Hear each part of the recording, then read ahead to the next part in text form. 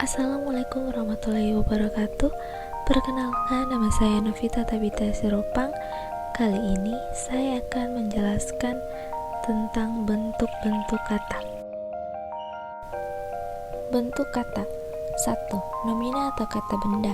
Nomina atau kata benda adalah kelas kata yang menyatakan nama dari seseorang, tempat, atau semua benda dan segala yang dibendakan. Contoh, nama orang, Bayu, Ardo, Yolanda. Nama tempat, rumah, kantor pos, dan halaman. Nama benda, meja, kursi, papan tulis. Bentuk kata yang kedua, adjektiva atau kata sifat. Adjektiva atau kata sifat adalah kelas kata yang mengubah nomina atau pronomina, biasanya dengan menjelaskannya atau membuatnya menjadi lebih spesifik.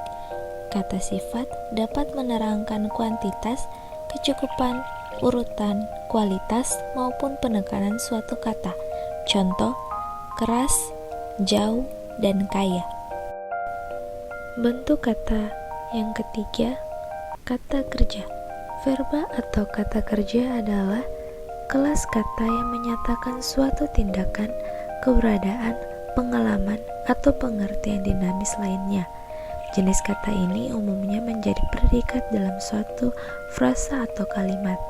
Contoh, membaca, memasak, memotong. Bentuk kata keempat, kata keterangan. Adverbia atau kata keterangan adalah kelas kata yang memberikan keterangan kepada kata lain, seperti verba dan adjektiva, yang bukan nomina. Contoh, sangat, amat, tidak. Bentuk kata kelima, kata bilangan. Numeralia atau kata bilangan adalah kata yang menyatakan jumlah benda atau urutannya dalam suatu deretan. Sedangkan menurut Kamus Besar Bahasa Indonesia, numeralia berarti kata atau frasa yang menunjukkan bilangan atau kuantitas. Contoh, 1, 2, 3, dan seterusnya. Bentuk kata keenam, pronomina atau kata ganti. Pronomina atau kata ganti adalah jenis kata yang menggantikan nomina atau frasa nomina. Contoh, saya, kapan, nya.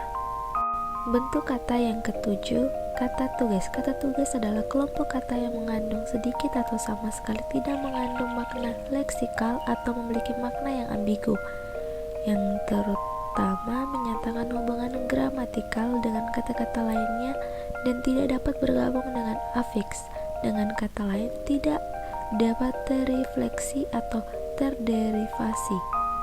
Contoh, sehingga, maka, ketika, karena. Bentuk kata yang kedelapan, kata abstrak. Kata abstrak adalah sebuah kata yang memiliki rujukan berupa konsep atau pengertian. Sesuai dengan namanya, kata abstrak lebih memerlukan pendalaman pemahaman karena sifatnya yang tidak nyata. Contoh, kaya, miskin, kesenian, kerajinan, semangat. Bentuk kata yang kesembilan, kata konkret. Kata konkret merupakan kebalikan dari kata abstrak. Kata konkret yaitu kata yang mempunyai rujukan berupa objek yang dapat diserap oleh panca indera. Kata konkret memiliki ciri bisa dirasakan, bisa dilihat, diraba, didengar, dan bisa dicium. Contoh, sepatu, baju, makanan, lampu, gitar. Bentuk kata yang ke-10, kata ilmiah. Dalam Kamus Besar Bahasa Indonesia, kata ilmiah adalah bersifat ilmu. Secara ilmu, pengetahuan memenuhi syarat atau kaidah ilmu pengetahuan.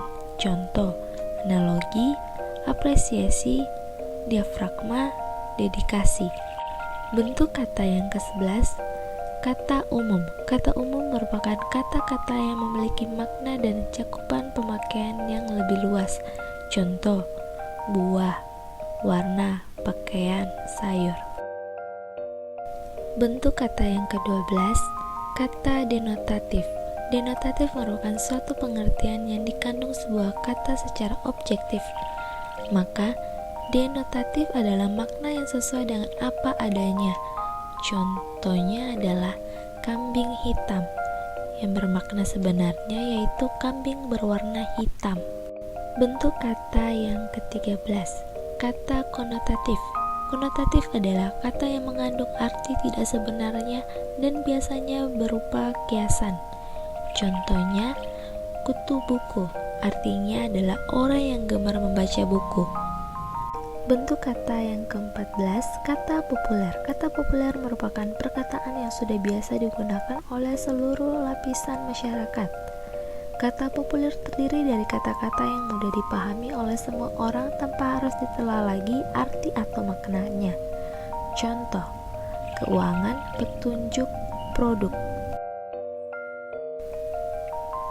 Bentuk kata yang ke-15, kata khusus. Kata khusus adalah kata-kata yang memiliki ruang lingkup dan cakupan makna lebih sempit. Kata khusus juga disebut dengan hiponim. Contoh, anggur, ungu, kemeja, kaos. Bentuk kata yang ke-16, kata slang. Slang adalah ragam bahasa musiman yang dituturkan oleh kelompok sosial tertentu dalam situasi informal yang biasa disebut bahasa gaul atau bahasa prokem. Contoh, sabi, gaskuin, kui. Artinya sabi itu kayak bisa.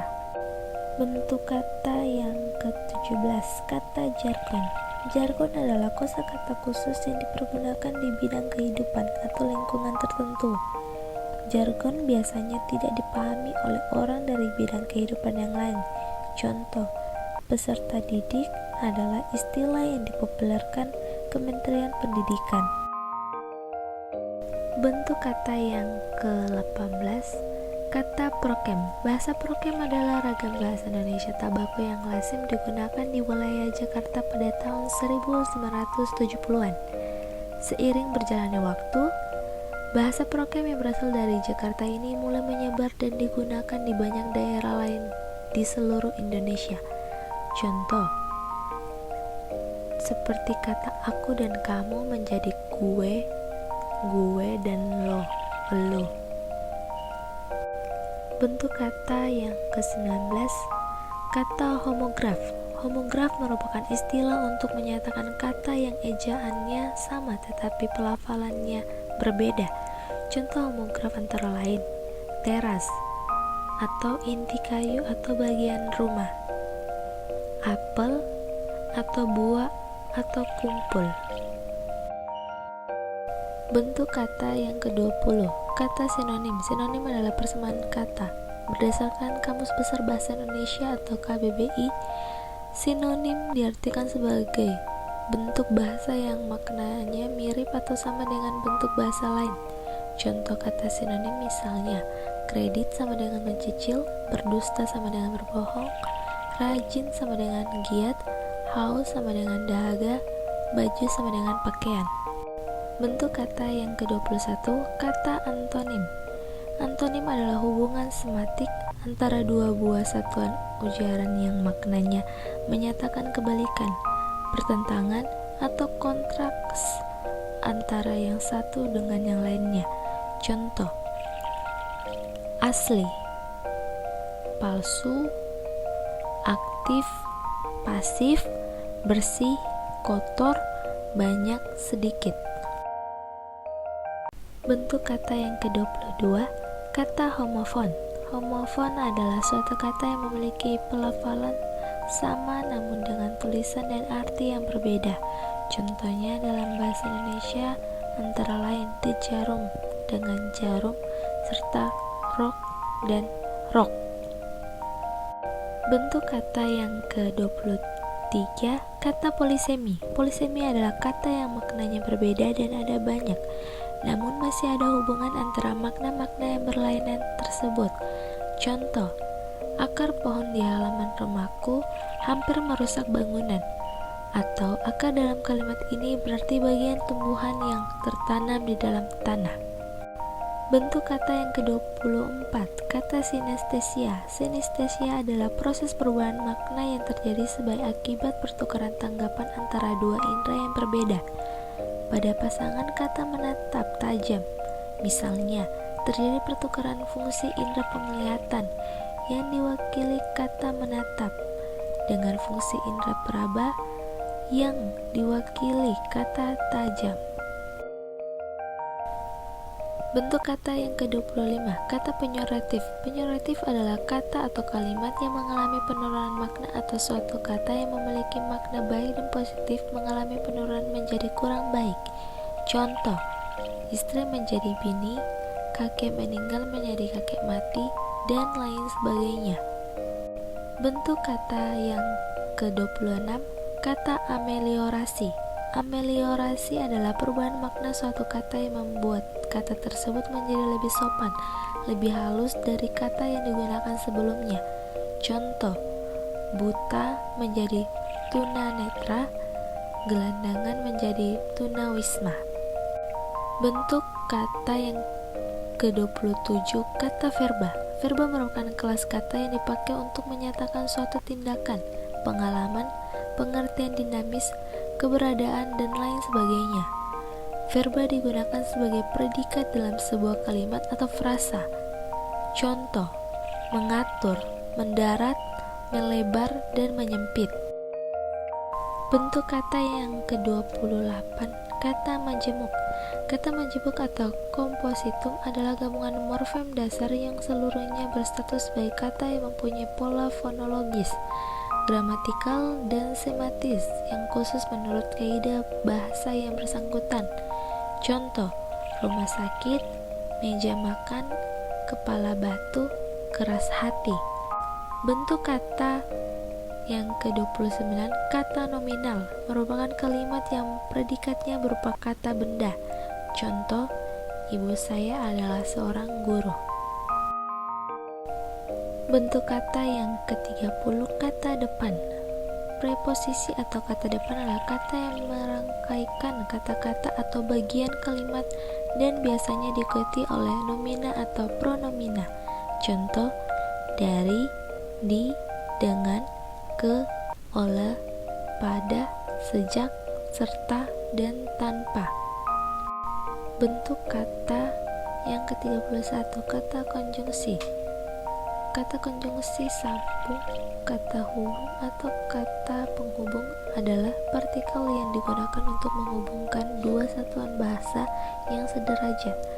Kata dengan kata, frasa dengan frasa, ungkapan dengan ungkapan, klausa dengan klausa, kalimat dengan kalimat, atau bahkan paragraf dengan paragraf. Contoh, dan, atau, serta. Semoga apa yang saya jelaskan tadi teman-teman semua dapat mengerti dan memahami tentang bentuk-bentuk kata.